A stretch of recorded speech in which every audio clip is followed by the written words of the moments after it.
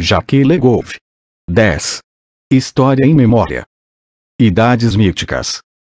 Para dominar o tempo e a história e satisfazer as próprias aspirações de felicidade e justiça ou os temores face ao desenrolar ilusório ou inquietante dos acontecimentos, as sociedades humanas imaginaram a existência, no passado e no futuro, de épocas excepcionalmente felizes ou catastróficas e, por vezes, inseriram essas épocas originais ou derradeiras numa série de idades, segundo uma certa ordem.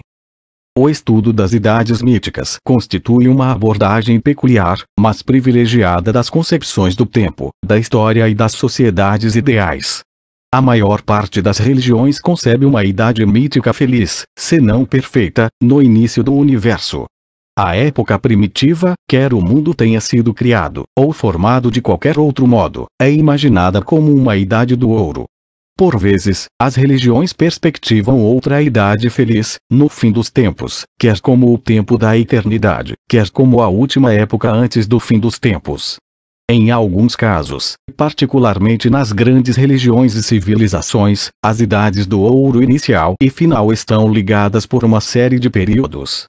A evolução do mundo e da humanidade, ao longo desses períodos, é geralmente uma degradação das condições naturais e morais da vida. A idade mítica final é, muitas vezes, a repetição da inicial. Como nas religiões do eterno retorno que fazem passar o mundo e a humanidade por séries de ciclos, eternamente repetidos cf. Eliade, 1949, 1969. Mas pode haver também religiões com uma concepção orientada, linear do tempo cf. Gunkel, 1895. Estas teorias de ciclos e de idades deram por vezes lugar, nomeadamente na religião judaico-cristã, a cálculos mais ou menos simbólicos, originando calendários míticos e datas proféticas cujo uso, com fins políticos e ideológicos, desempenhou, por vezes, um papel importante na história. A descrição e a teoria destas idades míticas encontram-se em primeiro lugar nos mitos, depois nos textos religiosos e filosóficos, muitas vezes próximos dos mitos e, por fim, em textos literários que, pela sua antiguidade, nos transmitiram mitos, de outro modo desconhecidos ou pouco conhecidos. Por isso, eles serão aqui citados e utilizados, enquanto que os textos mais recentes, em que o caráter metafísico das alusões às idades míticas é cada vez mais duvidoso, serão postos de lado ou apenas mencionados no fim do estudo. Estudaremos sucessivamente as idades míticas nos mitos das sociedades primitivas e religiões extra-europeias, depois na antiguidade, seguidamente na religião judaico-cristã e no cristianismo medieval, finalmente na grande viragem do Renascimento em que as idades míticas conhecem uma renovação e, ao mesmo tempo, metamorfoses que as transformam e que as fazem passar para o domínio estritamente literário, enquanto que aparecem outras formas de periodização em história. Faremos breves alusões ao milênio e ao tempo final. 1. As idades míticas nas zonas culturais extra-europeias. Tomaremos como exemplo dos mitos da Idade do Ouro nas sociedades ditas primitivas as crenças da tribo Aranda da Austrália Central cf. Strilovo, 1947, dos índios Guarani da América do Sul cf. Eliade, 1971, pp. 167, 75. 203, 21 e as crenças de certos povos africanos cf. Bauman, 1936. 1. A tribo Aranda. Entre os Aranda, esta idade do ouro existe ou existiu, a um duplo nível. No céu para onde se retirou, com a sua família, um ser supremo que não criou a terra nem nela intervém, o grande pai com pés de ema, que vive nesse firmamento perpetuamente verde, cheio de flores e frutos, atravessado pela Via Láctea Eliade, 1971, p. 168 onde a morte não existe onde, por esta razão, os homens aspiram chegar. Mas, depois que as árvores e as escadas que ligavam a terra ao céu foram interditas aos homens no momento da interrupção das relações entre terra e céu, só alguns heróis, xamãs e feiticeiros, conseguem lá chegar. Mas esta Idade do Ouro existiu igualmente na Terra, no momento da sua formação pelos antepassados totêmicos, quando se assemelhava a um paraíso, onde a caça se deixava facilmente apanhar e água e frutos abundavam. Ibidem, p. 1731, onde não existia bem nem mal, leis ou interdições. Strilovo, 1947, pp. 36 ss. Interpreta os ritos da orgia ritual dos Aranda, como um retorno à liberdade e beatitude dos antepassados. No seu decurso suspendem-se as proibições por um breve instante, como durante as Saturninas entre os romanos. Mas, na Terra, esta Idade do Ouro parece eternamente perdida. 2. Os índios Guarani. Não acontece o mesmo com os índios Guarani cf. Schade, 1954, 1955. Acreditam na existência de uma terra sem mal, a terra da imortalidade e do repouso eterno, situada do outro lado do oceano ou no centro da terra, na Ilha dos Bem-aventurados, o paraíso do mito original. O atual mundo impuro e decadente vai desaparecer numa catástrofe. Só a terra sem mal será poupada. Os homens devem, pois, tentar alcançá-la antes da última catástrofe. Daí a razão das migrações dos Guarani, desde há séculos, em busca da Ilha Fabulosa. Metraux 1957 refere um jesuíta do século XVII, a propósito de uma etnia Guarani, os Tupinambá. Os xamãs persuadem os índios a não trabalhar, a não ir para os campos, prometendo-lhes que as sementeiras crescerão por si, que a comida, ainda que escassa, encherá suas cabanas e que as enxadas trabalharão sozinhas a terra, que as flechas caçarão para os seus donos e capturarão inúmeros inimigos. Predizem que os velhos se tornarão jovens, citado em Eliade, 1969. Mircea Eliade comenta a este texto. Reconhece-se a síndrome da Idade do Ouro. Ibidem sublinha igualmente que este paraíso da Idade do Ouro é o do princípio dos tempos. O paraíso representa, para os índios Tupi-Guarani, o mundo perfeito e puro do princípio, quando foi acabado pelo Criador e onde os antepassados das tribos atuais viviam na vizinhança de deuses e heróis. Ibidem. E ainda, o paraíso que procuram é um mundo restaurado na sua beleza e glória iniciais. Ibidem. 3. Alguns povos africanos. Segundo Hermann Baumann, para vários povos africanos a Idade do Ouro em que os homens viviam com os deuses e eram felizes e imortais, era também a Idade do Doce Farniente 1936, pp. 328-29. Para os Ashanti, o Deus Criador tinha proibido as relações entre os sexos. Quando foi violada a proibição, Deus impôs aos homens o dote e o trabalho e às mulheres um parto doloroso. Para os Luba, Deus condenou ao trabalho e à mortalidade os homens que tinham comido as bananas proibidas. Poder-nos-íamos interrogar, pelo menos nestes dois casos, sobre a existência de influências cristãs. A introdução do trabalho é semelhante em alguns mitos dos Kuluva da África Oriental, dos Nyanvés e de outros povos. Ibidem. Voltaremos ao conteúdo do mito da Idade do Ouro. Sublinhe-se desde já que o mito implica quase sempre uma localização simultânea no tempo e no espaço. Impõe-se uma primeira distinção, a que existe entre os paraísos terrestres e os paraísos extraterrestres, geralmente situados no céu. Quanto aos paraísos terrestres, é necessário distinguir os imaginários e os outros. Entre os primeiros, alguns foram ficções voluntárias e conscientes, próximas da utopia, como a Atlântida, de Platão. Outros foram considerados como tendo realmente existido, por exemplo, as Ilhas Bem-aventuradas, quer se trate da terra sem mal dos Guarani, quer das ilhas paradisíacas da antiguidade greco-latina, ou das geografias do Ocidente medieval. Com o Renascimento Europeu, voltar-se-á uma página ao tentar identificar a Terra da Idade do Ouro com regiões reais, mito paradisíaco da América, ou com lugares onde se irá implantá-la. Esta aliança do tempo com o espaço inspirou uma politização do mito nas concepções das idades míticas. 4. Algumas civilizações orientais. Se analisarmos as civilizações orientais e, de modo geral, as grandes religiões e civilizações, excetuando as três grandes religiões monoteístas, cristianismo, judaísmo, islamismo, a partir dos mitos e crenças relativos ao nascimento do mundo, encontramos ao mesmo tempo, e a maior parte das vezes, um mito original da Idade do Ouro ligado a um paraíso e uma doutrina das idades do mundo ligada, muitas vezes, a uma concepção do tempo cíclico ou do eterno retorno. O paraíso da Idade do Ouro é por vezes um jardim, muitas vezes uma ilha e raramente uma montanha. A Idade do Ouro que existe no princípio de um ciclo de idades é frequentemente considerada a época do Deus Sol cf. McCaffrey, 1959. Haeckel, 1963. O paraíso da Idade do Ouro tanto se situa na Terra como no céu. Existe também uma concepção do mundo que une a Terra e o céu cf. Vuipens, 1925.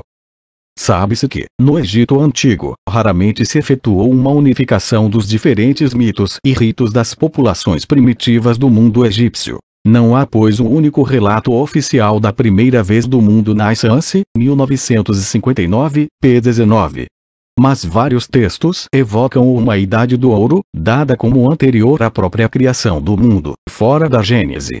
Os textos das pirâmides falam de um tempo anterior ao demiurgo em que ainda não havia morte, nem desordem e Bidem, pp.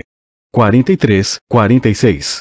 No tempo de Ogdoad, divindade primordial com 4 entidades, desdobradas em 8 gênios, os 8 antepassados dos primeiros tempos anteriores, a terra vivia na abundância, os ventres estavam saciados, as 2 terras do Egito não conheciam a fome.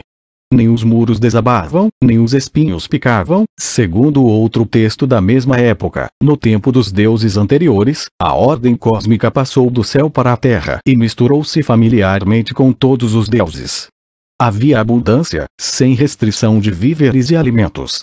Não existia o mal nesta terra, nem o crocodilo predador, nem a serpente que morde Igbidem, p. 54. Estes textos são orundos de Heliópolis, a cidade do Sol, onde foi usado um dos sistemas cosmogônicos mais difundidos do Egito Antigo. Nela encontramos evidentemente, em primeiro lugar, o papel do Sol. O Deus Sol, região autônoma Atum, surge de repente, uma bela manhã, sob a forma de criança radiosa, de flor de lótus. Difundiu a luz e criou os deuses e os seres. Este aparecimento da luz teve lugar numa ilha maravilhosa, a Ilha Iluminada. Esta criação chama-se primeira vez, porque foi chamada a recomeçar. No fim de cada ciclo há a ameaça do retorno ao caos. Em suma, a criação dá-se, uma vez mais, cada manhã quando a luz brota, no início de cada estação, de cada ano, de cada novo reinado de um faraó. Na Mesopotâmia antiga, o poema cosmogônico Akkad, o poema da criação, Enibna Elish, é um hino à glória do herói Marduk que matou a deusa Tiamat, o mar, e a partir do seu corpo construiu o universo e o homem. Marduk, chamado Sol dos Céus, simboliza o trunfo das forças da renovação primaveril. Todos os anos as cerimônias babilônicas do Ano Novo repetiam a criação de Marduk cf. Nascence, 1959, pp. 157, 62, cf. Também Labat, 1935. No zoroastrismo ou no masdaísmo, a ideia do tempo limitado domina tudo. Nascence, 1959, p. 303. O tempo entrou na criação do mundo através do deus da luz, Ormazd, Ahura Mazdan, e do antagonismo fundamental que opõe Ormazd ao deus das trevas, Ahriman. O grande ano cósmico deve durar 9.000 anos. Depois de ter estado paralisado durante 3.000 anos, Ahriman lutará ainda 6.000 anos. Na metade deste período aparecerá Zoroastro, que vai ensinar aos homens a verdadeira religião. Ao fim de 9.000 anos, um Salvador, juntamente com Ormazd, vai proceder ao julgamento universal, expulsando os demônios e o mal, durante os 10 últimos dias, do último ano do mundo, que acaba no dia de Ormazd, no mês de Fravatim, primeiro dia da primavera. A morte deixará de existir e reinará a felicidade perfeita. O livro Pahlavi do Bondaish também contém este mito do tempo zoroástico. Ormazd diz ao espírito do mal: Fixa-me um tempo, para que eu te faça guerra durante 9.000 anos, de acordo com esse pacto, pois ele sabia que ao fim desse tempo podia reduzir a impotência ao espírito do mal. Sem se aperceber das consequências de tal pacto, o espírito do mal concordou com ele, graças à sua onisciência. Ormazd sabia também que, destes 9.000 anos, 3.000 decorreriam totalmente de acordo com a sua vontade. Durante os outros 3.000, as vontades de Ormazd e Ahriman seriam misturadas, equilibrando-se. E durante o último período de guerra, poderia reduzir a impotência ao espírito do mal e eliminar da criação a contra-criação Ibidem, pp. 317, 18. No hinduísmo, a teoria das idades míticas é mais complexa e insere-se na crença do eterno retorno. A unidade do tempo mítico é um dia de Brahman ou Kalpa.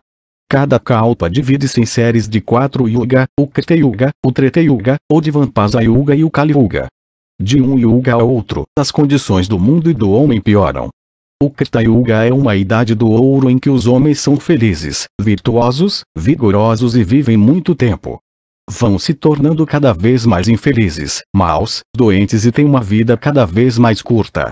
Um Kalpa abarca 1000 séries de 4 Yuga. No fim de cada dia de Brahma, a Terra é destruída e só existe em estado latente durante o sono de Brahman, que dura 4.000 Yuga. Depois, a Terra renasce e recomeça um novo Kalpa. A vida de Brahman dura 100 Kalpa.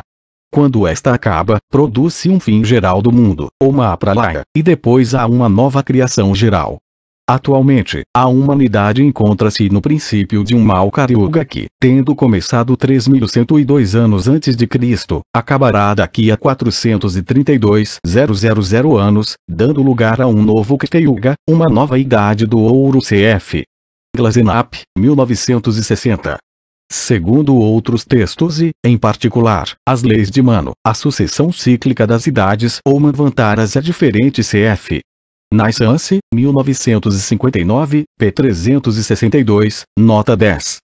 Também os chineses conheceram uma teoria cíclica, de um mundo sem princípio nem fim, que decorreria no interior de um ciclo de 129.600 anos, com períodos em que o mundo existe em ato e outros em que existe em potência.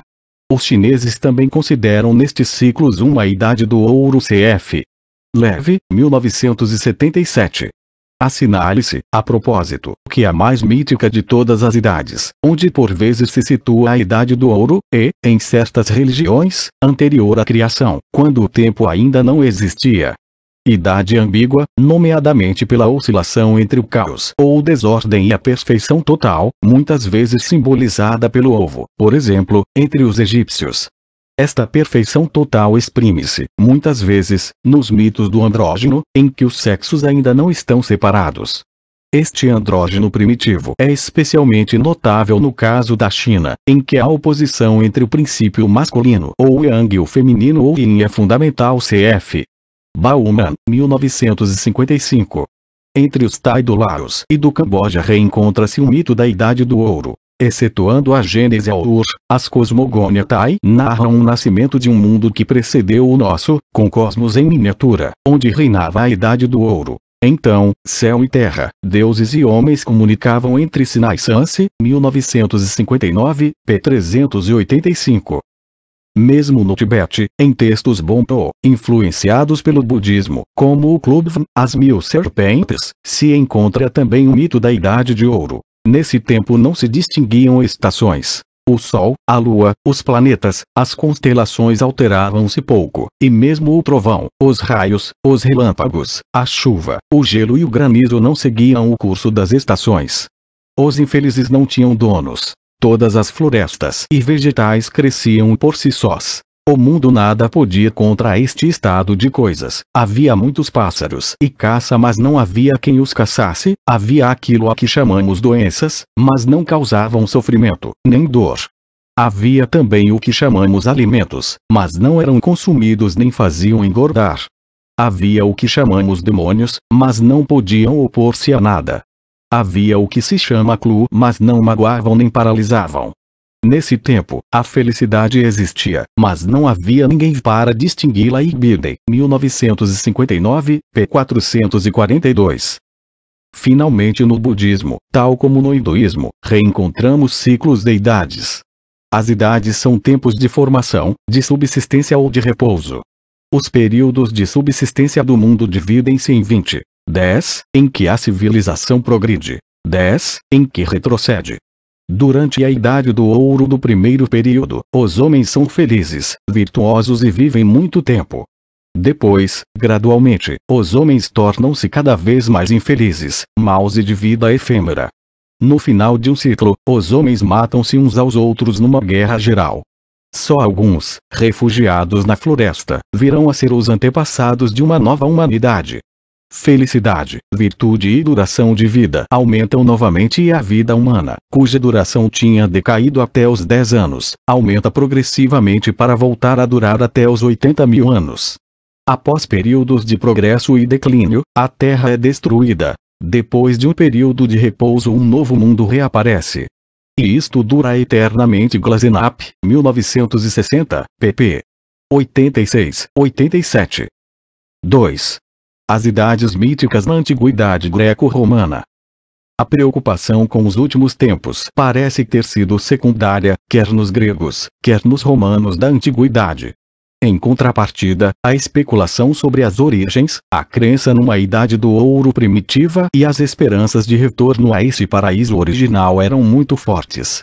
Os mitos que exprimem estas concepções chegaram até nós quase sempre através de textos literários, muitos dos quais da autoria dos maiores escritores gregos e latinos e outros, de poetas considerados de segunda ordem, porque foram tratados injustamente pela tradição humanista ocidental dos tempos modernos.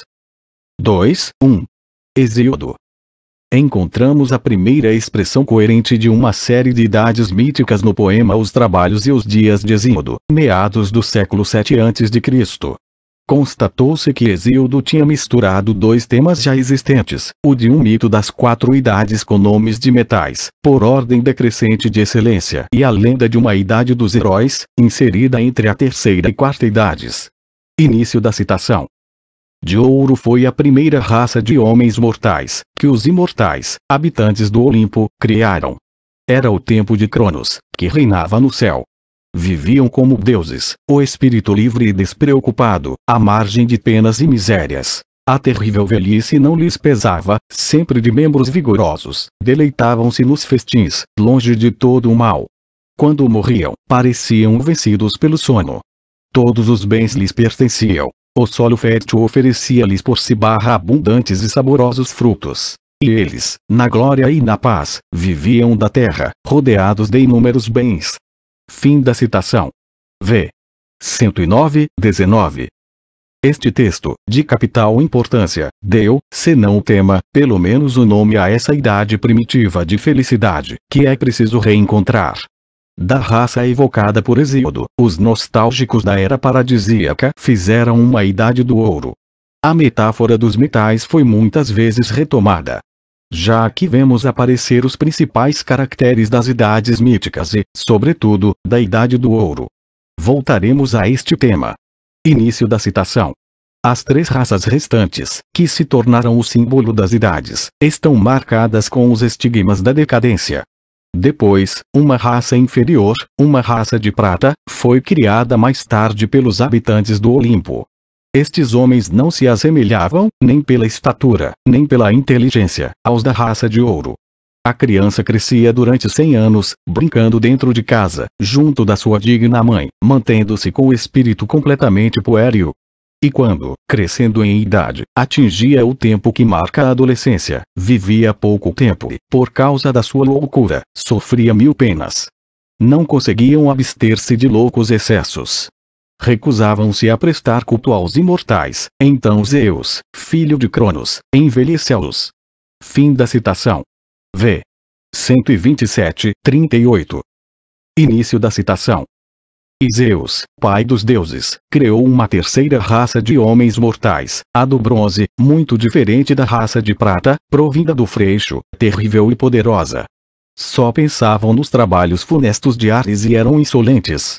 Não comiam pão. O seu ânimo era firme como o aço. Eram inquebrantáveis. Poderosa era sua força, invencíveis os braços ligados pelos ombros, aos seus corpos vigorosos.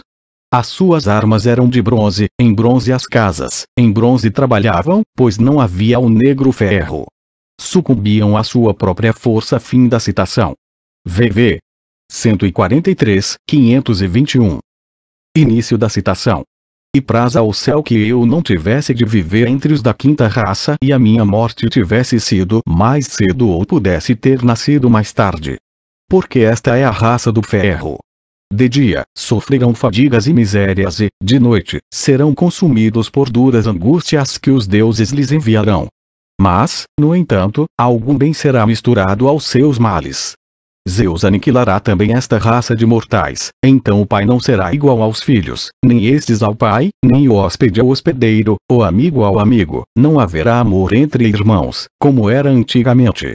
Pelos pais, logo que envelheçam, só sentirão desprezo, não terá mais valor o juramento, a justiça, ou o bem, honrarão antes o criminoso e o insolente. O único direito será a violência e a vergonha não existirá, contra o mal, não haverá recurso. Fim da citação. VV 174, 202. Entre a raça de bronze e a raça de ferro, sabe-se que Hesíodo intercalou, vinda sem dúvida de um outro mito, outra raça, a dos heróis. Início da citação. Zeus, filho de Cronos, modelou ainda outra raça sobre a terra fecunda, mais justa e mais corajosa, a raça divina dos heróis, chamados semideuses. Alguns morreram nas guerras. A outros, Zeus, filho de Cronos, e pai dos deuses, concedeu uma vida e uma morada longe dos homens, colocando-os nos confins da terra. É aí que eles habitam, com o espírito livre de cuidados, na ilha dos bem-aventurados, nas margens do oceano, de profundas correntes. Felizes heróis para quem a terra fecunda, florindo 3 vezes por ano, produz doces e abundantes frutos. Fim da citação. V. 156, 73. Este texto fundamental de Hesíodo é complexo. Em primeiro lugar, se é certo que há deterioração contínua, da primeira à quinta raça, não só a quarta raça introduz uma descontinuidade nesta decadência, como permite supor a criação de uma raça melhor e depois da Idade do Ferro, a vinda de uma idade mais feliz, pois que Hesíodo se lamenta de ter morrido muito tarde ou ter nascido muito cedo. Portanto, mais do que de um verdadeiro declínio contínuo, fala-se em os trabalhos e os dias de um retorno à Idade do Ouro. Sabe-se que Hesíodo, longe de se entregar ao desespero nesta Idade do Ferro, exorta a uma vida de coragem e trabalho e, na primeira parte do poema, apresenta um outro mito, que não exalta o fiar-niente da Idade do Ouro, mas sim a atividade criadora do homem, o mito de Prometeu.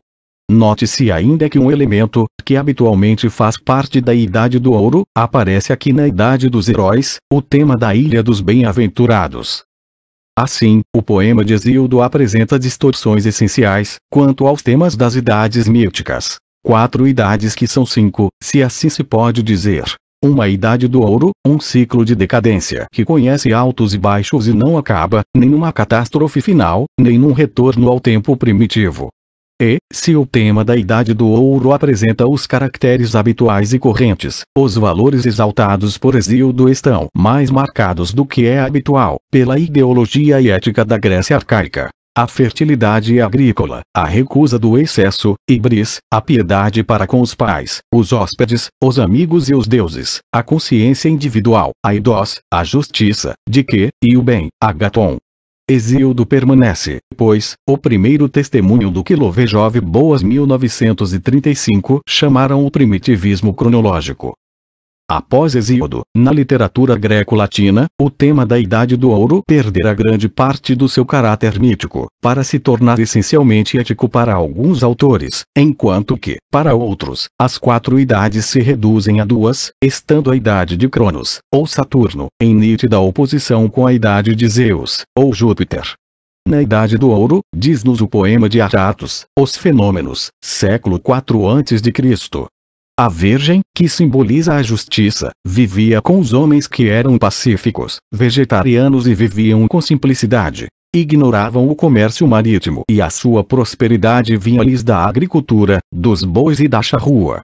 Mas, com a Idade da Prata e a Idade do Bronze, os homens tornaram-se guerreiros e carnívoros, e a justiça foi se afastando deles progressivamente.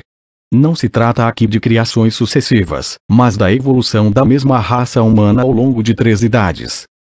2. Ovídio. O ponto de chegada das concepções de Hesíodo sobre as idades míticas na antiguidade é Ovídio, cuja difusão na Idade Média e no Renascimento assegurou a fortuna perene da concepção de uma felicidade primitiva, simbolizada, não por uma raça de ouro, mas, mais propriamente, por uma Idade do Ouro, Aurea Etas, da humanidade. A descrição de Ovídio da Idade do Ouro encontra-se no livro I das Metamorfoses v. 76, 215, mas o tema reaparece no livro 15 v. 75, 142 e no livro 3 dos Amores 8, v. 35, 56. Início da citação. A primeira idade foi a do ouro em que, sem lei nem castigo, espontaneamente os homens praticavam a boa fé e a justiça. Não temiam os castigos, nem estavam escritas no bronze ameaçadoras leis, e a turba suplicante não temia as palavras dos juízes. Sentiam-se seguros, sem precisar de proteção. Os pinheiros não se cortavam das montanhas e não desciam as correntes dos rios para visitar outras terras. E os mortais não conheciam outras margens, além das suas. Ainda não havia profundos fossos em volta dos castelos. Não havia trombetas, nem corno de bronze, nem espadas, nem elmos. E, sem guerras, viviam tranquilos no doce repouso. A terra era virgem, sem precisar de enxadas ou charruas nem ser sucada pelo arado, produzia tudo, em liberdade. Alegres, com os alimentos que ela dava, sem trabalho colhiam os frutos das árvores, os morangos dos bosques, os mirtilos as amoras pendentes das noites espinhosas e as lambis caídas da grande árvore de Júpiter. A primavera era eterna, e os doces zéfiros acariciavam com seus tépidos sopros as flores aparecidas sem prévia sementeira. Embora por arar, a terra abundava de cereais e o campo não desbravado ondulava de pesadas espigas. Rios de leite e néctar corriam e o loiro mel escorria do verde carvalho. Fim da citação. Metamorfoses, 1, v. 89, 112. Zeus, depois de ter mandado Saturno para Tártaro, criou as 4 estações, o calor e o frio. Os homens vivem em casas, o pão é cortado pela família, os bois gemem sob o jugo. É a Idade da Prata. E a Idade do Bronze ainda é pior. Aparecem todas as espécies de males. O pudor, a verdade e a boa-fé desaparecem. A mentira, a astúcia, a covardia e a violência desencadeiam-se. Os barcos aparecem pela primeira vez, ao mesmo tempo que a propriedade privada. Os homens revolvem as entranhas da terra para extraírem o ouro e o ferro, construir armas e fazer a guerra. A hospitalidade e a piedade familiar desaparecem e nasce o desprezo pelos deuses. A piedade é vencida e a justiça foge para longe. No livro dos Amores Ovídio sublinha a ausência da prata, dinheiro, na idade do ouro e opõe a idade de Saturno à idade de Júpiter, como a idade da agricultura à idade do comércio. Segundo a análise de Lovejoy e Boas 1935, p. 47, a idade do ouro de Ovídio apresenta as seguintes características. 1. O regime anárquico sem poder, sem leis, sem propriedade privada. 2.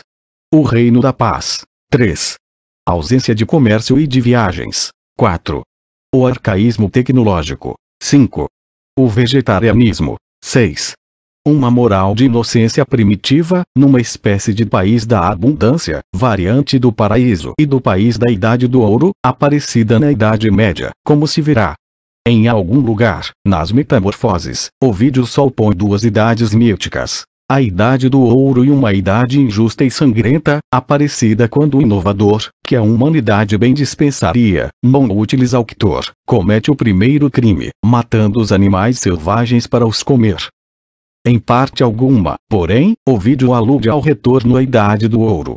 as mal conhecidas festas gregas das Cronia e as romanas da Saturnália, só no âmbito das práticas religiosas gregas e romanas, podem ser interpretadas, são a instauração efêmera de um mundo invertido que, como indica explicitamente um texto de Trogo Pompeu, início do século I d.C., conservado por Justino Historiarum Philippicarum et Ptolemy, era considerado um regresso à Idade do Ouro, em que os escravos, se não eram senhores, eram pelo menos iguais aos homens livres, as guerras estavam suspensas e os tribunais não funcionavam.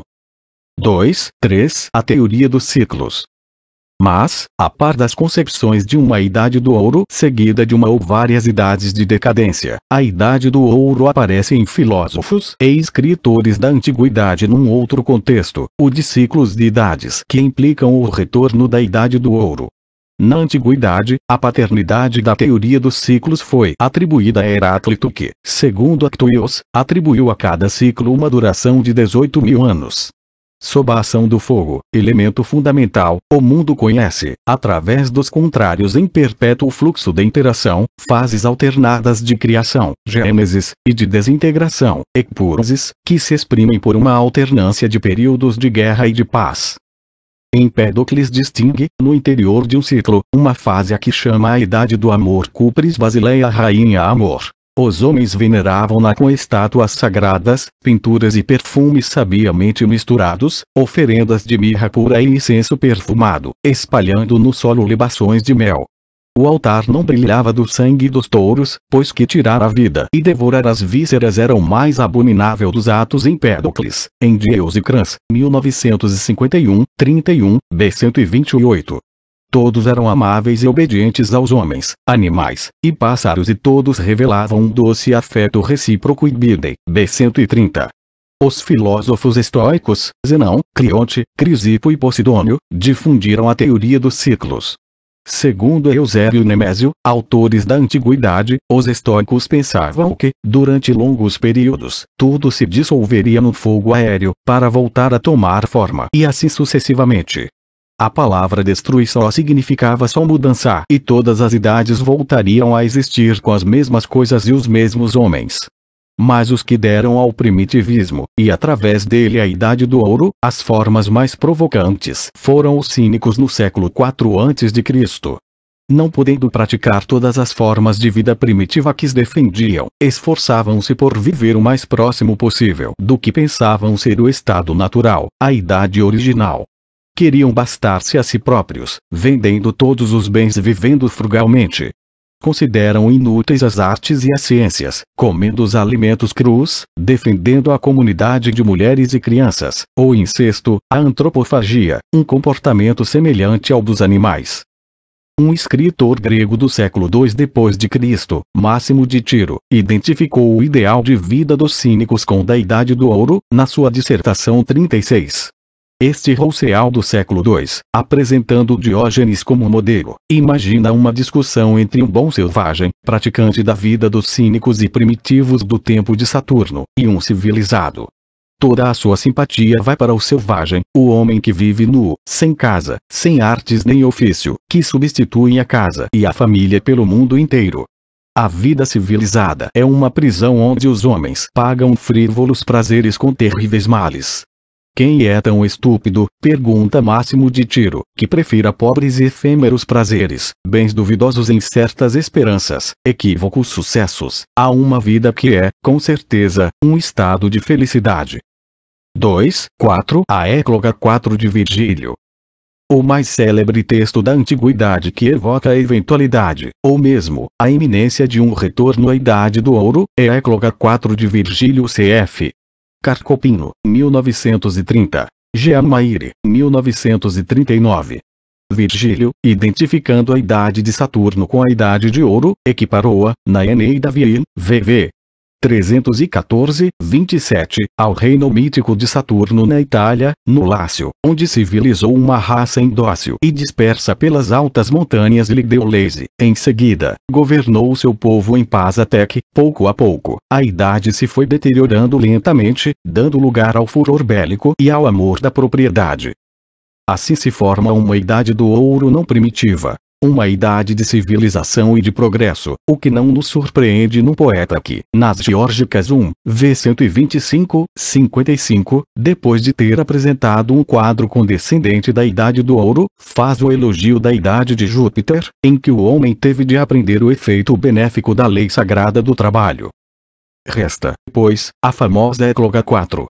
Virgílio considera iminente o regresso da Virgem e da Idade de Saturno, o regresso da Idade do Ouro, que substituiria a Idade do Ferro.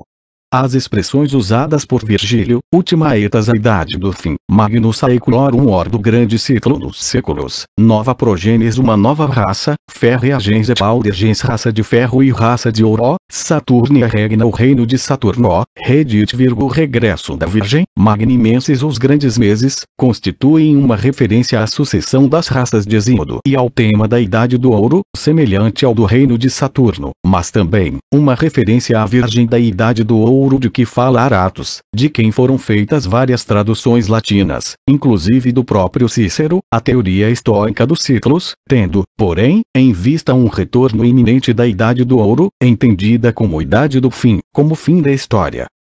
Virgílio faz uma descrição da Idade do Ouro semelhante às já mencionadas.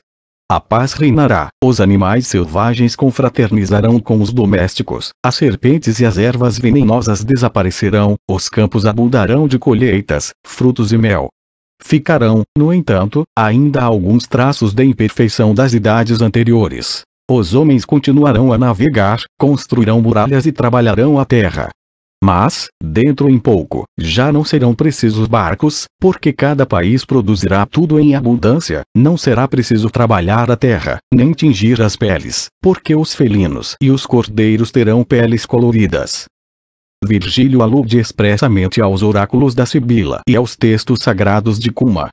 Verificou-se que a principal fonte de Virgílio, na Ecloga 4, foi a literatura profética chamada sibilina que, pelo menos desde o século III a.C., se tinha espalhado pelo Oriente, sobretudo nos meios judaicos, mas já depois de ter sofrido fortes influências helenísticas, principalmente no Egito, e dado origem a uma teoria cíclica de 10 idades ou eos, terminava com retorno a uma primeira idade feliz, identificada, por vezes, especialmente no Egito, como o reino do Deus Sol.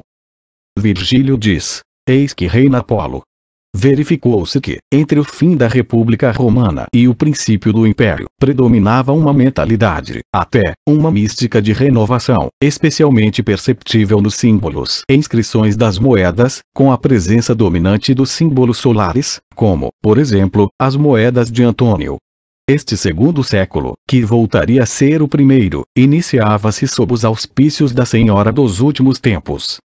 Embora o judaísmo e o cristianismo tenham rompido com as concepções do eterno retorno e do tempo cíclico dos gregos, atribuindo à história um sentido e um fim, a literatura sibilina, transmitida aos cristãos pelos judeus, imbuída de influências gnósticas, favoreceu a crença hebraica na vinda de um Messias e a concepção apocalíptica cristã de um milênio. Nos primeiros séculos da era cristã, a noção de Idade do Ouro encontrou-se numa encruzilhada de concepções e tendências pagãs, judaicas, cristãs e gnósticas. É pois evidente e certo que, contrariamente a ulteriores interpretações cristãs, as profecias sibilinas conhecerão também grande relevo na Idade Média cristã e no Renascimento. Virgílio, quando fala da Virgem ou da criança, de modo algum anuncia Maria, Jesus ou a religião cristã. 2.5. Platão e Aristóteles. Encontramos, por fim, a teoria dos ciclos e uma certa concepção da Idade do Ouro, na obra de dois grandes filósofos da antiguidade grega, Platão e Aristóteles, sob uma forma que se afasta dos mitos tradicionais. Platão fala das idades míticas e das várias fases da civilização, em 4 diálogos: político, timeu, críticas e leis. No político, Platão imagina 2 espécies de ciclos. Quando o Sol, os astros e as coisas humanas são guiados pelos deuses, predomina o bem. Quando os deuses descuram as coisas, a matéria, o princípio do mal, tudo arrasta consigo. Todavia os deuses reassumem o controle das coisas e a ordem é restaurada. Depois, o caminho do mundo inverte o seu sentido, os velhos tornam-se jovens, os jovens crianças e as crianças cada vez menores até que, por fim, desaparecem. Certamente, diz Platão, que no tempo de Cronos os homens viviam mais perto do estado natural, mas nenhum documento nos permite dizer se eram felizes. De qualquer modo, na atual idade de Zeus, as primeiras fases não foram perfeitas, porque os homens não tinham artes, nem capacidades de invenção e o alimento acabou por lhes faltar. Felizmente, alguns deuses e heróis, principalmente Prometeu, Hefesto e Atena, deram aos homens o fogo, a arte de trabalhar os metais e a agricultura e, assim, a humanidade conseguiu progredir e tomar em mãos o seu destino. Não há, pois, em Platão, idealização da Idade do Ouro, nem sequer a aspiração de um retorno a essa idade. Também nas críticas e no Timeu, o mito da Atlântida, ilha afortunada que prefigura um estado utópico, é ambíguo. Se é certo que reinam a justiça, a paz e a abundância, o que se descreve não é um estado de supernatureza, mas de hipercivilização. Muitas coisas, oferecia então a própria ilha para as necessidades da vida. Em primeiro lugar, todas as substâncias sólidas e líquidas que se escavam nas minas. E o metal que agora só se nomeia auricalco, era então mais que um nome, pois em muitos lugares da ilha se extraía da terra e era, naquele tempo, mais precioso que o ouro. Além disso, quantos perfumes hoje existem na terra, de raízes ou ervas, madeiras ou sumos, destilados das flores e dos frutos, todos ela produzia então com abundância críticas, 114 e 115. Os habitantes da Atlântida têm leis excelentes, para dizer a verdade, pois foram lhe dadas por Poseidon, cidades, templos, palácios e são muito ricos. Por outro lado, quando, também lá, os deuses abandonaram os homens à sua sorte, estes tornaram-se cúpidos e imperialistas, conquistaram um grande império e atacaram a Grécia, mas Atenas resiste-lhes e vence-os. Os deuses, irritados com os habitantes da Atlântida, provocaram um cataclismo e a ilha afundou-se no mar. Início da citação.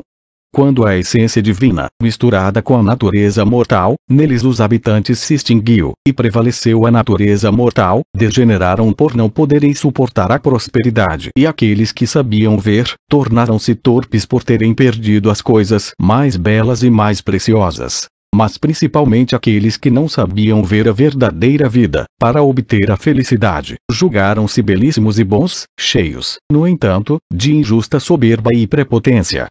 Mas Júpiter, o próprio Deus que governa segundo as leis, tendo compreendido, como só aqueles que sabem ver compreendem, a degeneração de uma estirpe outrora boa, pensou em puni-los, para que, depois de castigados, se tornassem melhores. Fim da citação. Ibidem, 121 BC. Platão aplica a Atlântida às teorias com que interpretava a história de Atenas e exprimia sua filosofia política.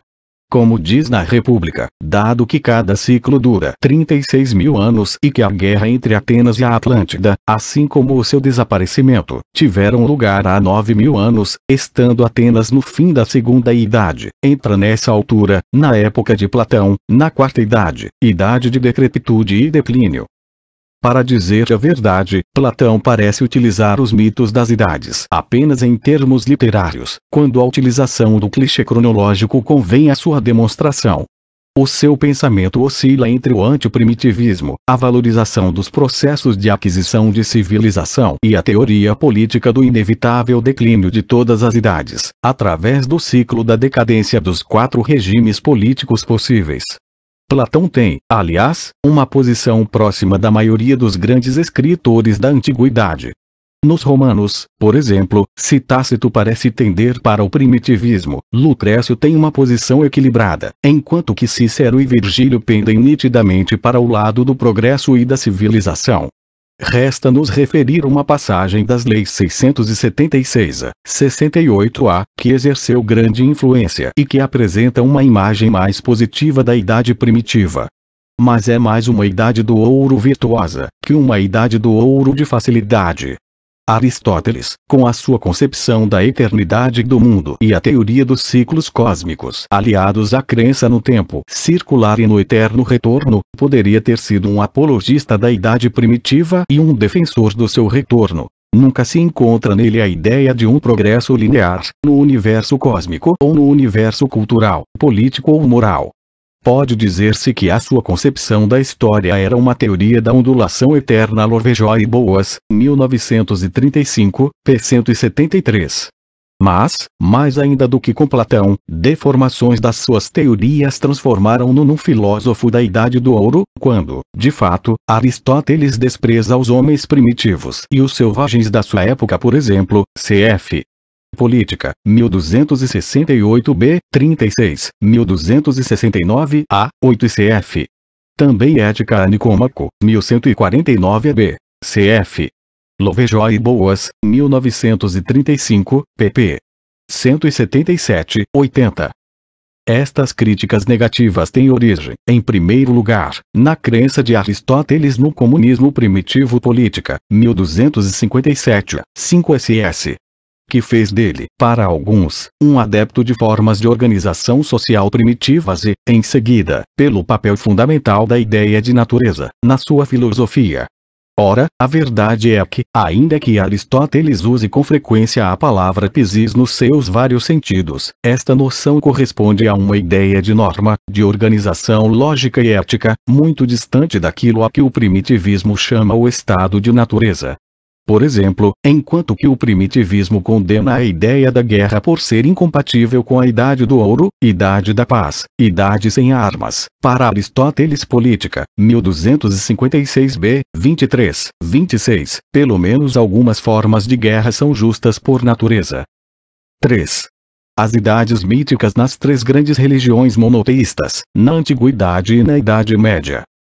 Na bacia oriental do Mediterrâneo, a história provocou aculturações, trocas e sincretismos, entre as religiões e o pensamento greco-latino e a religião judaico-cristã, e, mais tarde, a islâmica, que se reencontram nas concepções das idades míticas, como se viu, por exemplo, a propósito da literatura sibilina cf. Siniscalco, 1976. 3. 1. A tradição judaico-cristã. A tradição judaico-cristã apresenta também características originais.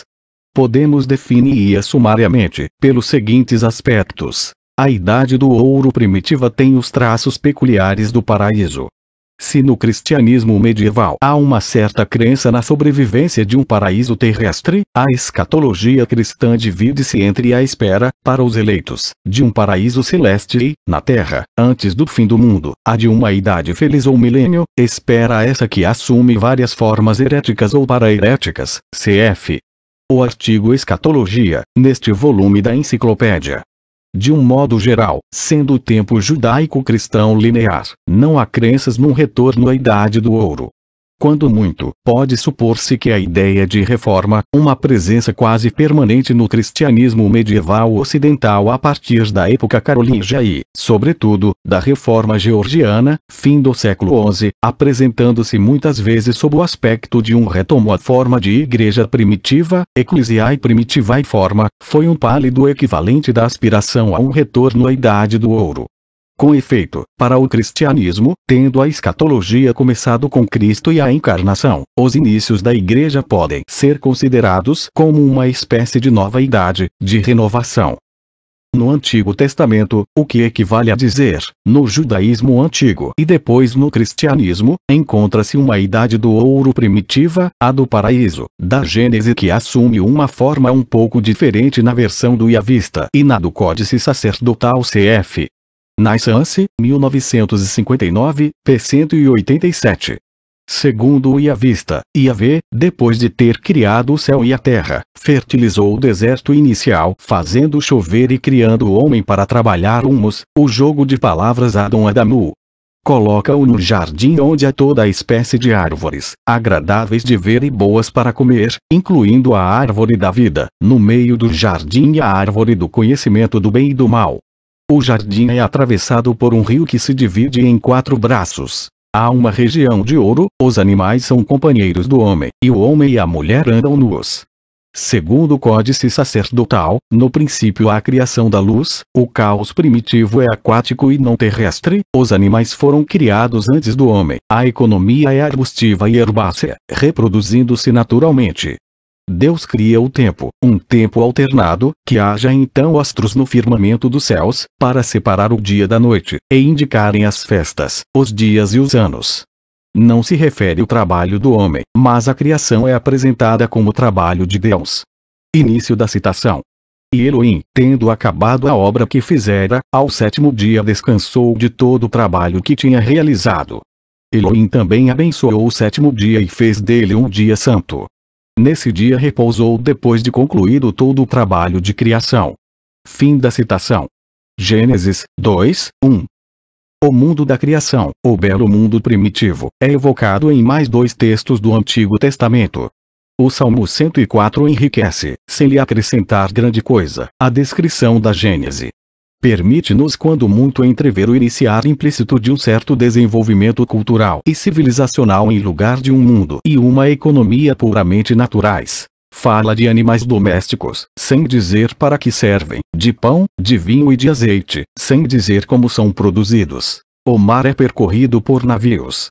O discurso de Yahvé que canta a sua criação no livro de Job 38, 40 é de mais complexa utilização, do ponto de vista da idade primitiva, pois Yahvé com seu poder, a sua habilidade e a sua perspicácia na previdência, evoca a criação para justificar o estado do mundo na época de Job.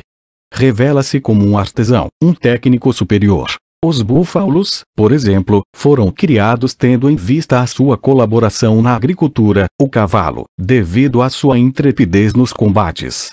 O processo cultural posterior à idade primitiva, consecutiva à queda, é apresentado não só como previsto por Deus, mas como uma das motivações do mecanismo da criação. Finalmente, este mundo encerra dois monstros, Behemoth e Leviatã, que embora Deus domine, não deixam de ser inquietantes. Note-se que, depois da criação e da queda, intervém um cataclismo, frequente nas diferentes cosmogonias, o dilúvio, depois do qual há uma espécie de segunda criação do mundo. Os primeiros livros do Antigo Testamento, Pentateuco, fornecem também uma noção importante do ponto de vista do primitivismo. Apesar do desenvolvimento das artes e das técnicas da organização social e militar neles descritas, permanece fundamental a oposição cidade-deserto. Estes heróis míticos, os patriarcas, vivem em tendas, e a tenda manteve-se como símbolo de um ideal judaico-cristão, com a configuração de uma quase-idade do ouro. A par desta idade do ouro muito peculiar, outro tema, a contagem mítica do tempo, é introduzido por Daniel no Antigo Testamento. Daniel expõe uma contagem e periodização do tempo histórico, que terá grande difusão, segundo dois pontos de vista. Antes de mais nada, o cristianismo medieval procurará aplicar aos impérios da antiguidade a cronologia dos quatro reinos. Esta teoria possibilita, assim, uma tentativa de periodização política da história e, ao mesmo tempo, um esboço de descrição e interpretação da evolução histórica, do ponto de vista político e cultural. Serão as teorias da Translatio Imperii, transferência do poder do Império Romano, que alemães, franceses e papas disputarão entre si na Idade Média, e da Translatio Studii, transferência da educação, cultura e religião, que Schretin de Troyes, no fim do século XII, fará transitar da Grécia para Roma e depois para a França que, com o desenvolvimento da Universidade de Paris no século XIII, se tomará numa sucessão entre Atenas, Roma, Paris. Acrescenta-se finalmente a concepção de que a história desloca os centros de poder para o EAT, concepção esta que excitará profundamente os conquistadores e colonizadores europeus das Américas e será uma das fontes da ideologia ocidental. Por outro lado, Daniel apresenta toda uma contabilidade escatológica, medindo o tempo que separa a criação do advento da Quinta Monarquia. A seita batista puritana dos Fifth Monarchmen desempenhará um papel importante na Revolução Inglesa do século XVII, e a que o Apocalipse chamará um milênio. O Apocalipse não fornece muitos detalhes sobre esta futura idade mítica do milênio, que não é concebido como um retorno à idade paradisíaca primitiva, mas como um regresso de Cristo. Não é um regresso ao passado, mas uma recriação, um advento do futuro. Pode considerar-se quando muito que, visto que se segue a queda da Babilônia, a condição de um advento, e que esta simboliza ao mesmo tempo todos os vícios e todos os abusos dos poderes políticos terrestres, será uma idade sem poder civil. Como Satanás será encarcerado e os santos do milênio serão padres de Deus e do Cristo com quem reinará, será uma idade religiosa e virtuosa. Podemos finalmente assinalar duas características importantes e originais das concepções judaico-cristãs das idades do futuro. A primeira é que o milênio será precedido de um período de calamidades, catástrofes e opressão, o reino do anticristo. Haverá uma idade da abominação da desolação e os servidores de Deus deverão saber resistir durante toda esta época de perseguições. Para os justos, será uma idade de recusa e de martírio. Podemos entrever, em vários locais, as contribuições desta concepção em certas circunstâncias políticas. A segunda é que o paraíso do fim dos tempos, evocado pelo judaísmo e cristianismo, não é o jardim da criação, mas a Sião dos últimos tempos, a futura Jerusalém. Ao ideal naturalista, ecológico e primitivo da Idade do Ouro tradicional, estas religiões opõem uma visão urbana da futura Idade do Ouro. Podemos encontrar vagos antecedentes desta concepção urbana da eterna morada dos eleitos, em Isaías, depois no Apocalipse, na versão e à vista da Gênese, onde se fala da cidade de Assur, banhada pelo Tigre, terceiro rio do paraíso, e nos textos babilônicos em que Marduk, criando o mundo, constrói Babilônia, Nippur, Uruk, explicitamente, a cidade cf. Naissance, 1959, pp. 146, 47. Sem rejeitar abertamente a ideia de milênio, oficializado pela integração, depois de muitas discussões e hesitações, do Apocalipse de S. João no corpo canônico das Sagradas Escrituras, a Igreja Católica esforçou-se por atenuar o seu alcance, assim como as concepções que, a partir do milênio, aritmeticamente tomado à letra, atribuíam a cada idade da história uma duração de 1000 anos. O objetivo da Igreja era reservar para Deus a escolha do fim do mundo, sem a encerrar em cálculos a priori, portanto, salvar a história e evitar o aparecimento de movimentos chiliásticos cujo fervor pela espera aparecia como perigoso para a ordem estabelecida, em primeiro lugar pela fundação e posteriormente com a oficialização da Igreja. Para fornecer aos fiéis uma cronologia ortodoxa da história, os intelectuais cristãos partiram dos dados numéricos da Bíblia. Depois de um período de hesitações, em que apareceram periodizações sobretudo com base no número 5, Orígenes, idades de Adão, Noé, Abraão, Moisés e Cristo. No 6, Hipólito, idades de Adão, Noé, Abraão, Moisés, David e Cristo. No 8, Liber Generationis, 1. Idades de Adão, Noé, Falete, Abraão, Jesus, David, do cativeiro da Babilônia, de Cristo. No 7, Crônica de Eusébio de Cesareia na tradução latina de S. Jerônimo. Idades de Adão, Noé, Abraão, Moisés, Salomão, da primeira edificação do templo e da segunda edificação do templo, com dano, depois de Cristo. 3 números atraíram a atenção da Igreja: o 6, o 5 e o 3. O número 6 vem da Gênese e da concepção apocalíptica judaica de uma idade sabática no fim dos tempos. Corresponde aos 6 dias da criação, seguidos do descanso do último dia. O cristianismo transformou-os numa divisão essencial do tempo, a semana. Santo Agostinho conferiu-lhe autoridade de teoria das 6 idades da história em vários textos, por exemplo, De Divinis Questionibus, Quaestio, 2. De Catechisandis Rudibus, 22, 39. De Civitante Dei, 22, 35.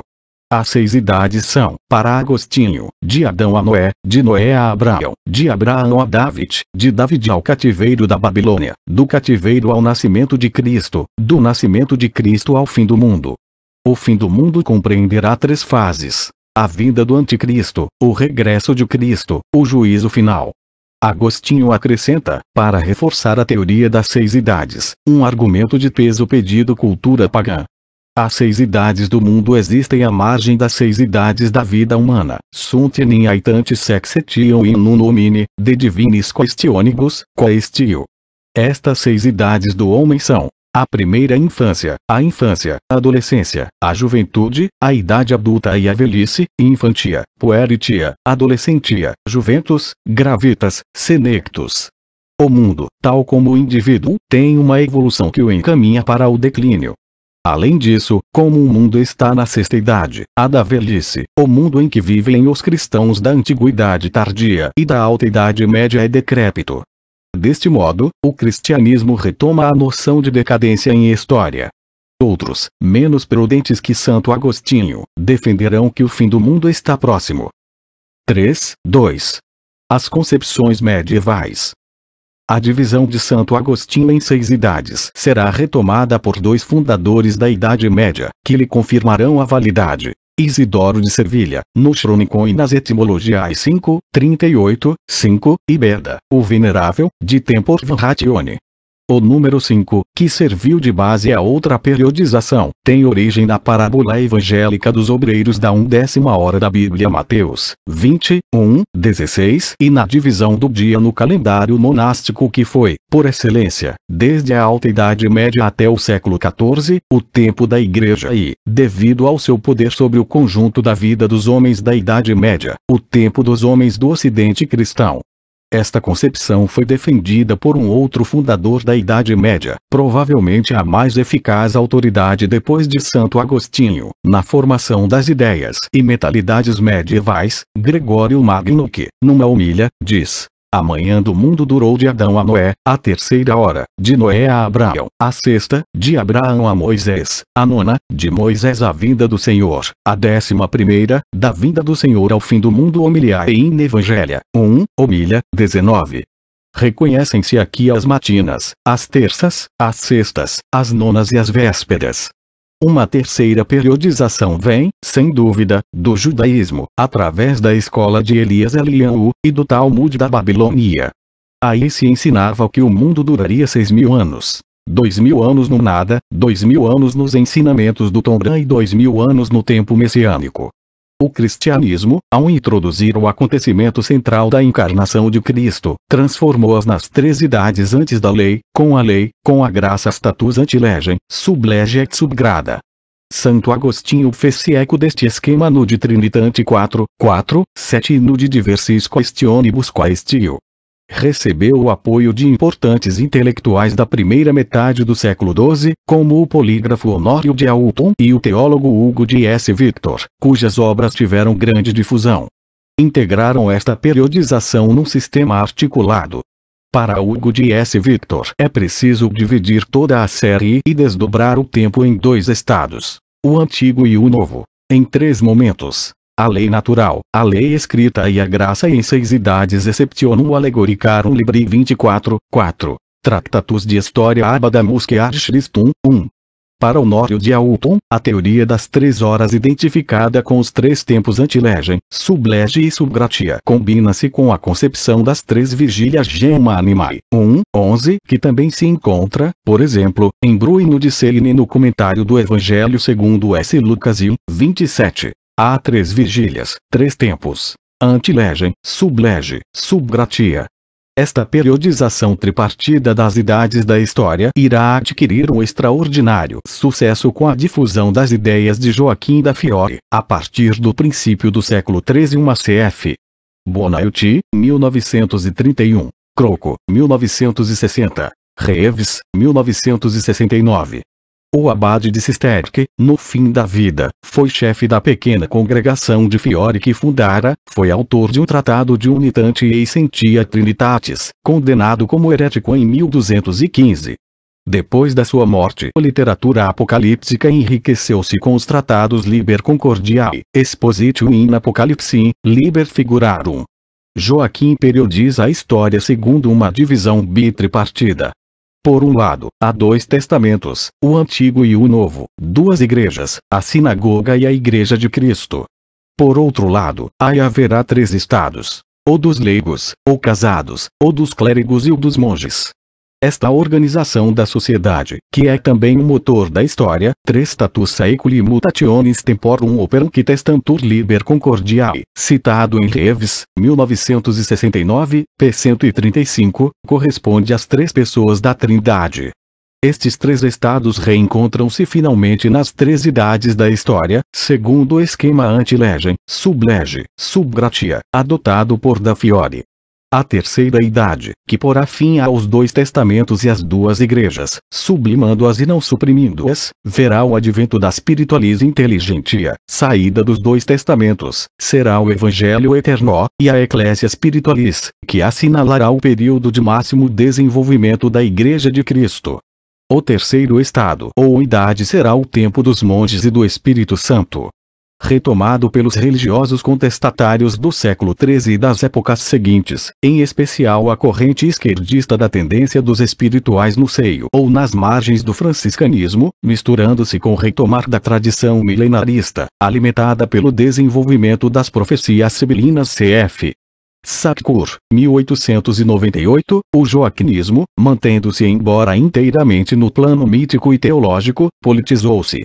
Transformado numa arma contra o papado, que identifica com a besta do Apocalipse, a grande prostituta da Babilônia, e destinado a desaparecer com o advento da terceira idade, consequentemente a favor dos inimigos do papado, como, por exemplo, o imperador Frederico II, apresentado como um novo Carlos Magno, o imperador do fim dos tempos. O joaquinismo é o melhor exemplo do modo como a historicização dos temas das idades míticas se torna, na Idade Média, numa arma ideológica e política.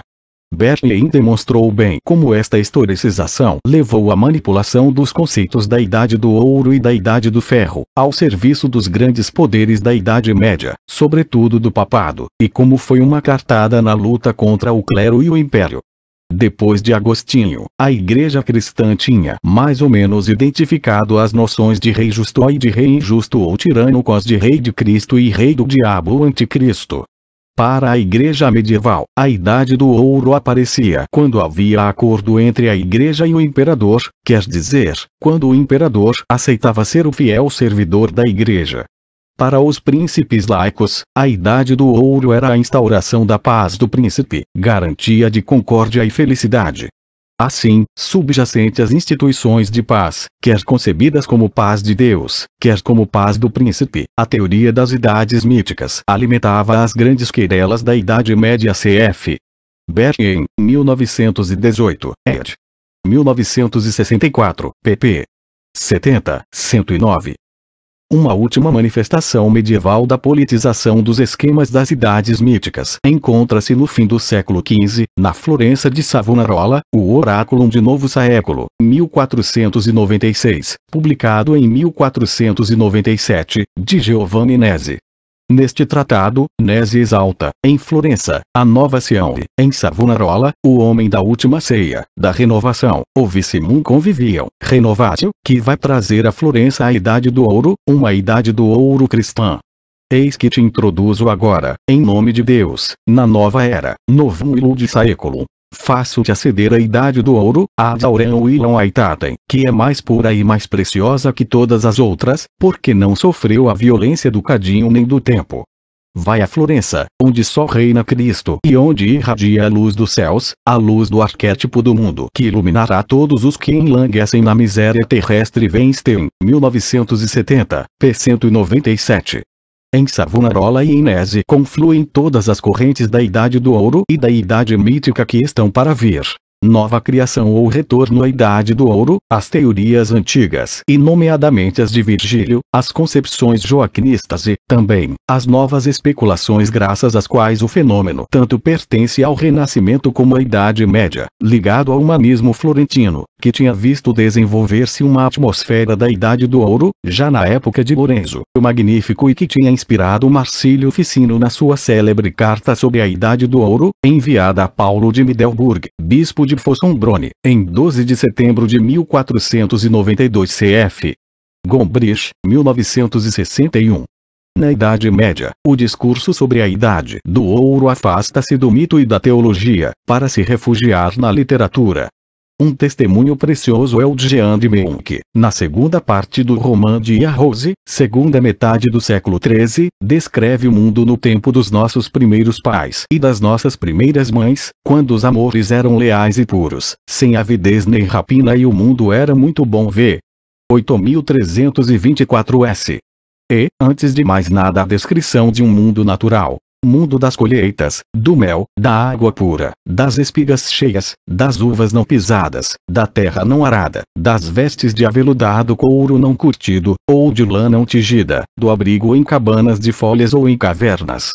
Na eterna primavera do amor livre, da dança, da igualdade entre homem e mulher, sem precisarem de casamento, esse mau laço, idade da liberdade, sem escravidão nem bens, onde não se faziam viagens nem peregrinações, onde todos, podendo satisfazer as necessidades nos seus próprios países, eram igualmente ricos. Ainda não havia rei nem príncipe. Mas um dia surgiu a mentira e todos os pecados e vícios e, sobretudo, a pobreza com seu filho roubo, e os homens puseram-se a extrair metais e pedras preciosas do solo, inventaram a propriedade privada, arranjaram um príncipe e senhor, um grande vilão, o mais bem feito de todos, o mais corpulento e o mais alto e bidem, v 9579, 581, pagaram impostos para o seu sustento e a sua guarda, a polícia. Amealharam ouro e prata, fabricaram moedas e armas. Os ricos construíram castelos para proteger os bens, aumentaram as diferenças sociais e um só homem pode, agora, ser senhor de mais de 20. 3. O país da abundância. A Idade Média vê assim nascer uma versão original da Idade do Ouro. O país da abundância que, mais do que um mundo primitivo, é um mundo ao contrário e, mais do que um mito, é uma utopia. Na versão mais conhecida, um fablial de meados do século XIII, o país da abundância é uma cidade, ainda com sabor a campo, mas ruidosa de ofícios, onde comerciantes e artesãos dão tudo em troca de nada e onde, sem qualquer esforço, reina a abundância. No conto, o que chama a atenção é sobretudo o excesso alimentar. A abadia de colunas e claustros de açúcar cristalizado. Os riachos, de leite e mel, os gansos assados que voam até a boca dos consumidores. As cotovias, preparadas com cravinho e canela, que eram um non plus ultra da gulodice medieval e, como diz Dante, o principal fermento da corrupção. Os leitões que correm pelas ruas de faca já espetada no dorso, em suma, um país de festim permanente onde as orgias da imaginação se desencadeiam. Soranesco, 1971, p. 96, 97. No fim da Idade Média, como se compreende, disse Oranesco, tinha-se inventado este conto como a resposta goliarda ou libertina ao ascetismo cristão e como um ato de fé que substitui um Deus por outro. E, no Renascimento, abundância, mais unomia ou país sem lei do que utopia ou país sem lugar apresenta, em comparação com os mitos cronológicos, todas as ambiguidades de um imaginário confessado, a força ou a fraqueza que nada liga à geografia ou à história. Cf. Graff, 1892, 93. Cochiara, 1956. No entanto, entre o imaginário e o real, as recordações livrescas e os relatos de viajantes, peregrinos ou mercadores, é a época de Marco Polo, com as fantasias de uma idade do ouro sonhada ou existente, para lá de Gogo ou de Megog, no extremo da Ásia ou nas Ilhas Afortunadas, misturam-se mitos orientais que povoam as imaginações do ocidente cristão. A Índia e o Oceano Índico, quase desconhecidos, foram objeto de sonho. Sonho de riqueza e exuberância fantástica. Sonho de um mundo diferente, onde os tabus são destruídos ou substituídos por outros, onde a estranheza dá uma sensação de libertação, de liberdade. Face à moral restrita, imposta pela Igreja, liberta-se a sedução perturbadora de um mundo de aberração alimentar, onde se pratica coprofagia e canibalismo, um mundo de inocência corporal onde o homem, liberto do pudor do vestuário, reencontra o nudismo e a liberdade sexual. Onde o homem, liberto da pobre monografia e das barreiras familiares, se entrega à poligamia, ao incesto e ao erotismo. Legoff, 1970, p. 272. O paraíso terrestre indiano transforma-se no mundo primitivo da Idade do Ouro, sonho de uma humanidade feliz e inocente, anterior ao pecado original e ao cristianismo. Ibidem, p. 274. O islamismo que, tal como o judaico-cristianismo, tem uma escatologia e uma apocalíptica. Cf. Massignon, 1947, como o cristianismo, tem um ponto cronológico central na história, a Hégira, dá lugar de destaque ao paraíso. No fim do mundo, depois do julgamento universal, os eleitos voltarão a esse paraíso primitivo, lugar de felicidade, onde se encontra a quintessência dos prazeres terrestres cf. Horowitz, 19.231. Este paraíso situa-se geralmente no sétimo céu. O Corão e a tradição islâmica fornecem numerosos detalhes sobre a vida no paraíso. Por exemplo, entre os bem-aventurados circularão pratos e taças de ouro. Lá existirá o que é desejado e deleita os olhos. E lá vivereis eternamente. Haverá frutos abundantes que comereis. Corão 3, 133. Esses bem-aventurados do Djana têm a idade de Jesus, 33 anos, o rosto de José, o coração de Abraão, a grande estatura de Adão, a bela voz de David e a eloquência de Maomé. Levam uma existência plena de prazeres sexuais e gastronômicos. Não conhecem a morte nem o sonho, seu irmão. No paraíso, o tempo é uma eterna aurora, sem sol, lua, noite, ou dia. A luz eterna inunda os bem-aventurados. Naissance, 1959, p. 252. Se procurarmos hoje sistematizar os traços característicos da Idade do Ouro, da Antiguidade ao Renascimento, oscilando entre um polo natural em que a vida feliz é uma vida selvagem e simples, e um polo cultural em que a felicidade reside numa vida de abundância e riqueza, podemos sintetizar da seguinte forma, simplificando. O paraíso ou a Idade do Ouro, diga-se a Idade do Ouro paradisíaca, tem caráter essencialmente rural. A tendência para a colheita, a nudez, a alimentação crua, existindo, no entanto, nos gregos, o mito rival da tecnologia, o de Prometeu, inventor do fogo. Não há comércio, nem indústria, exploração mineira, nem dinheiro, nem pesos, nem medidas. Reina a paz e a juventude, a própria imortalidade. Tudo é abundante. A necessidade, e sobretudo, a fome são banidas. Mas o traço dominante reside no fato do trabalho ser desconhecido. Soranesco bem o notou quando escreveu, a propósito da máxima expressão da Idade do Ouro, o país da abundância. Para o problema do trabalho, foi encontrada a solução tão radical quanto possível, na lenda do país da abundância.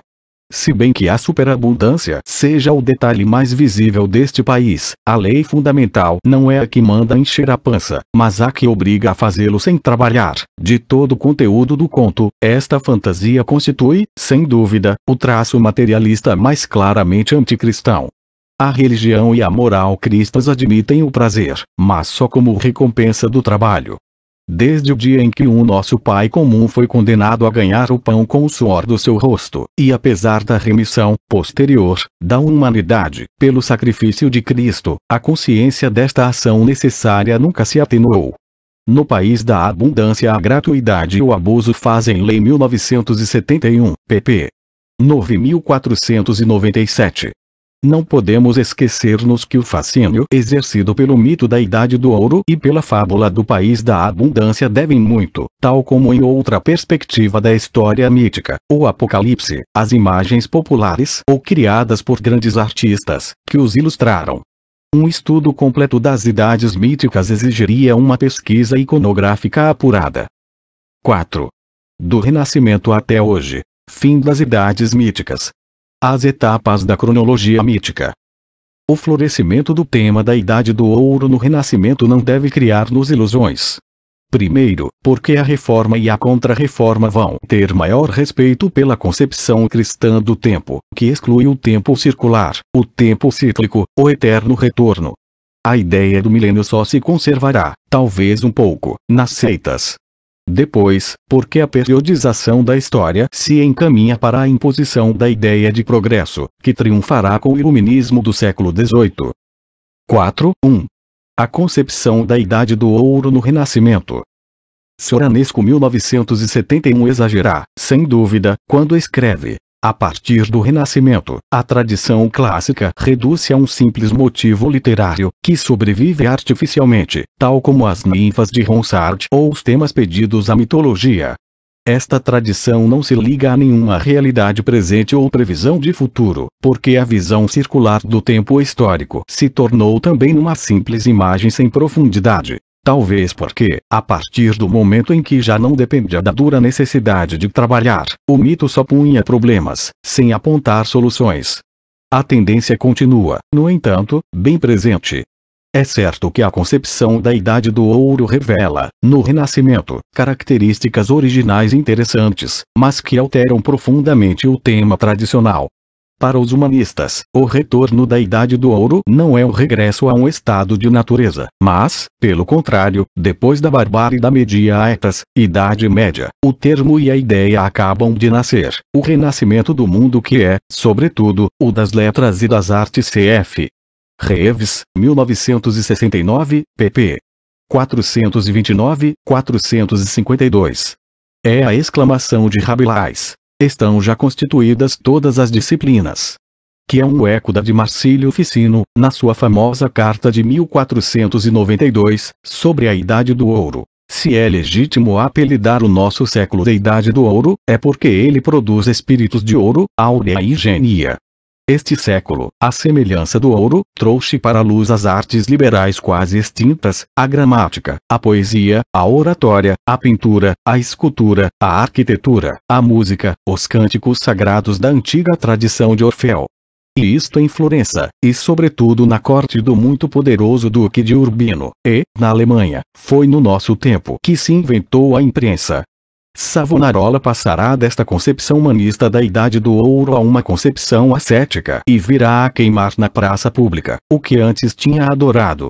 Do mesmo modo, um século mais tarde, Tommaso Campanella, cuja obra supõe várias leituras, mas surge como fruto de um homem de transição entre a Idade Média e o Renascimento, atrasado em relação a Galileu e Descartes, na Monarchia Messiae, 1605, escreve que, no século aureum, o das suas esperanças, ver-se-á o desenvolvimento da sabedoria humana através da difusão da paz, a ciência multiplicar-se pela segurança da navegação, as viagens, o comércio, a informação.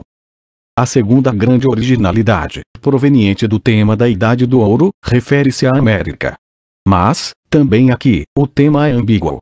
Se é verdade que durante muito tempo a ideia de um retorno a um paraíso natural, a descoberta do índio, bom selvagem, a crença de que as Américas eram as ilhas afortunadas cf. Eliade, 1969, p. 182, 2031, é também certo o que Soranesco observou sobre o contato com os índios das Antilhas, que não semeavam e não trabalhavam, faziam as colheitas em comum e, no entanto, conheciam a guerra e o ódio e viviam num século de ferro. A ideia de uma Idade do Ouro frugal e pura, primitiva e modesta, tinha se desfeito e o seu esquema não resistia à análise 1971, p. 88. Apresenta como exemplo desta evolução do tema da Idade do Ouro, Antônio de Guevara, que no seu livro Lamado Relógio de Príncipes, 1529, evoca uma Idade do Ouro da felicidade singularmente limitada, onde o trabalho é necessário e, sobretudo, onde existe, pela primeira vez, a propriedade privada cf. Levin, 1969. Também os esforços de alguns exegetas católicos, para conciliar as perspectivas cristãs da história e o tema da Idade do Ouro e para dar crédito à espera de um Papa Angélico, Papa Angélicos, na tradição do joaquinismo do século XIII, não chegam muito longe. Coelius Panônios, Francisco Gregário, no Comentário do Apocalipse, de 1571, ao considerar a sétima idade sabática como o retorno dos áurea saecula, só encontra, para defini-la, a alusão a dias mais felizes, a um sol mais brilhante, ao desaparecimento do raio e do trovão.